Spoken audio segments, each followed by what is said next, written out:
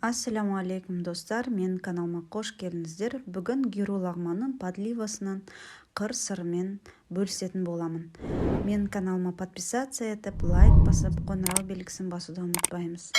Ең алдымен бізге осындай ет қажет болады. Етіміз жас малдың еті болғаны жақсы, сосын сиыр болмаса жылқы еті болғаны жақсы, өйткені олардың мякіттері көп болады. Біз гюру лагманға тек қана мякітті қолданатын боламыз. Еттің артық майларын, шандырларын бәрін алып тастаймыз, қыздар. Сосын туралғанға осындай қатты морозилниктен алған ет ыңғайлы. Сондықтан мякіттеріңізді алдын ала морозилникке кішкене қатырып турасаңыздар болады жалпы. Енді туралған етімізге приправа для лагманымызды қосып, соямызды және чеснокты осылай майдалап қосатын боламыз. Майдалап теркадан өткізсеңіздер, болмаса турасаңыздар да болады, ол өз еріктеріңіз. Енді етімізді жарты сағатқа қоятын боламыз. Енді көкөністерімізді дайындап алайық. Ең алдымен осы пекинский капустаның бізге тек қатты жағын ғана аламыз. Жұмсақ жағы бізге қажет емес. Жұмсақ жағын кейін сіздер салаттарыңызға қолдансаңыздар да болады. Осы қатты жақтардың бәрін алып, төрт-піштілеп турайтын боламыз. Бәрін осындай бірдей етіп турағандарыңыз жақсы болады. Енді бізге пиязымызды қажет болады. Пиязымызды осылай ұсақтап турайтын боламыз.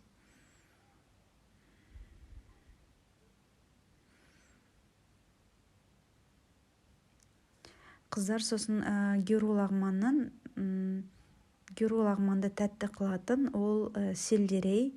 Сельдерей, менде алдын ала қатқан сельдерей. Сіздер бір пучок сельдерейді алып, оның сабақтарын алып тастайсыздар да, сол сабақтарын ғана турап қосатын боласыздар лагманға. Бұрыштарыңыздың ортасындағы дәндерін міндетті түрде алып тастап, осылай төрт-пішті етіп тураймыз, қыздар. Егер де сіздер лагмандарыңызды ащы болғанын қаласаңыздар, онда осындай полуострый перецтен 2-3 қоссаңыздар болады. Сол кезде сіздердің лагмандарыңыз ащы болады. Бұл лагманның подливы тура кафедегідей болып шығады. Сіздер бір істегеннен кейін кафеден жегілеріңіз де келмей қалады. Өте дәмді шыққаны. Енді осы бір помидорымызды турап, бәр көкөністерімізді дайындап аламыз. Енді қазанымызға сұйық майымызды құйып, майымызды қатты қыздырып, кейіннен етімізді салып, 5-6 минут қуыратын боламыз. 5-6 минуттан кейін пиязымызды, осы сельдерейдің сабағы, менде қатырылған, кейіннен помидорымызды қосып, тағы да 6-7 минуттай қуыратын боламыз. Және де томатты да салуды ұмытпаймыз, қыздар.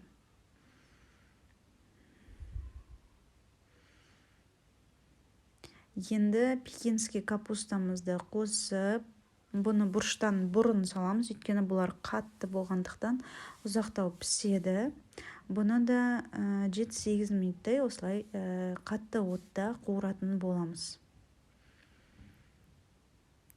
Ең соңынан біз осы бұрыштарды қосамыз.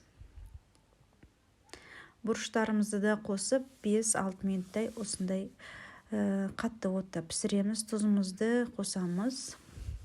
Енді бағана етті маринадталған ыдысымызға суымызды құйып, өйткені сол жерде соя бар. Осылай суымызды құйып, қақпағын жауып, қатты қайнататын боламыз. 1-2 минуттай. Сосын кейін бөлек ыдысқа осындай 200 мл суымызды құйып, оған крахмалды салып, бір ас қасық крахмалымызды салып, осы қайнап атқан подливамыздың үстіне құятын боламыз. Сөйтіп, тағы да 5 минуттай қайнататын боламыз.